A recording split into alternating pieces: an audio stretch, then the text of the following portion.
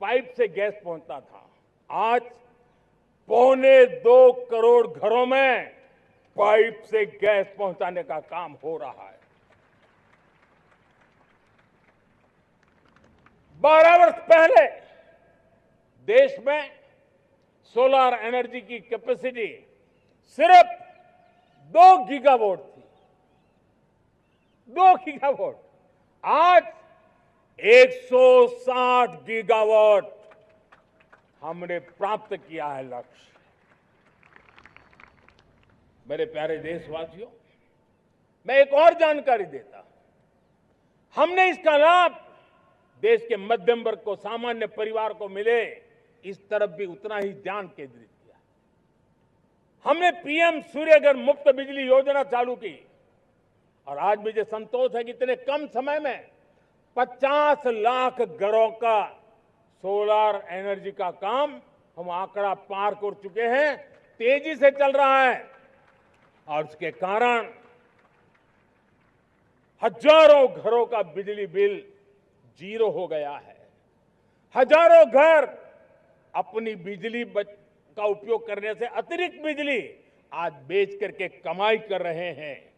हर परिवार को हम इस काम के लिए 80,000 रुपया सरकार की तरफ से एक एक परिवार को मदद दी जा रही है, तब जाकर के हम इस काम को पूरा कर रहे हैं।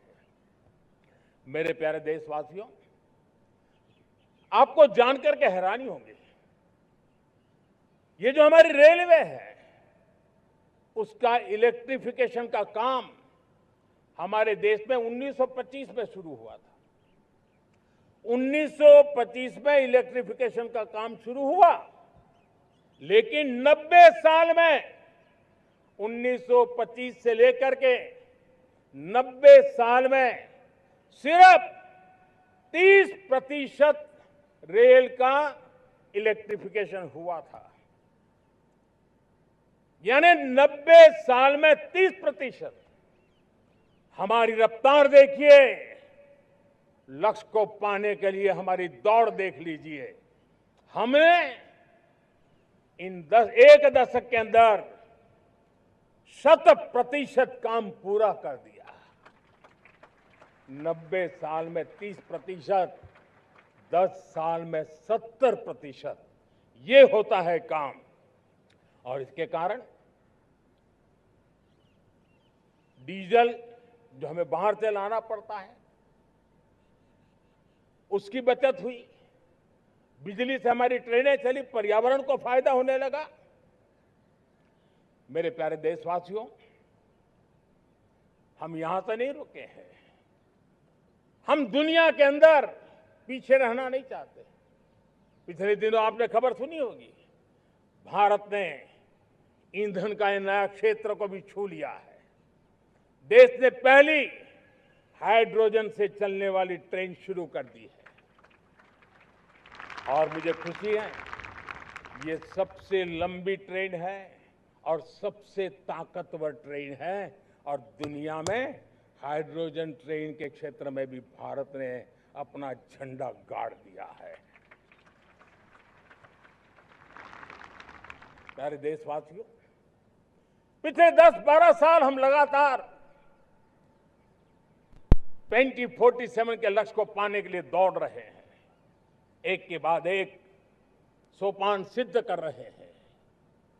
हमने सोचा भी नहीं था कि हमें इसमें भी कुछ मुसीबतों का झेलना पड़ेगा। पिछले 10-12 वर्ष में कितने संकटों का सामना करना पड़ा। कोरोना जैसी वैश्विक महामारी ने पूरी दुनिया को चिंता में डाल दिया था, सारी व्यवस्थाएं चरमरा गई थी। कोरोना से बाहर निकले, युद्ध की विभीषा की खबरें आने लगी, कहीं यूक्रेन तो कहीं पश्चिम एशिया, हर जगह पे तनाव का माहौल। और पता नहीं भविष्यवेत्ताओं ने तो न जाने क्या क्या घोषणाएं कर दी थी। देश को डराना, देश को भयभीत रखना, देश को चिंतित रखना, इसी में कुछ लोगों को आनंद आता है। वैक्सीन नहीं मिलेगी, कोविड में लोग बचेंगे नहीं, कुछ भी नहीं होने वाला। वेस्ट एशिया का क्राइसिस आया, पेट्रोल पंप पे पेट्रोल नहीं मिलेगा, गैस नहीं मिलेगा, डीजल नहीं मिलेगा, फर्टिलाइजर नहीं मिलेगा। सारी दुनिया भर की अफवाहें फैला करके भारत के लोगों को भयभीत करने का, डराने का, चिंता के अंदर डुबो देने का कुछ लोगों को आनंद आ रहा था। लेकिन देश ने देख लिया कि पिछले 10-12 साल की सुविचारित योजनाएं रंग ला रही है और हम इतने बड़े संकट के बावजूद भी नागरिक देवो भव के मंत्र को लेकर के जीते हुए भारत ने जो तैयारियां की थी, एक के बाद एक कदम उठाया था। सोचा नहीं था कि संकट आएगा, लेकिन उस संकट के समय में ये सारी चीजें काम आ गई और आज देश में गैस भी है, पेट्रोल भी है, यूरिया भी है,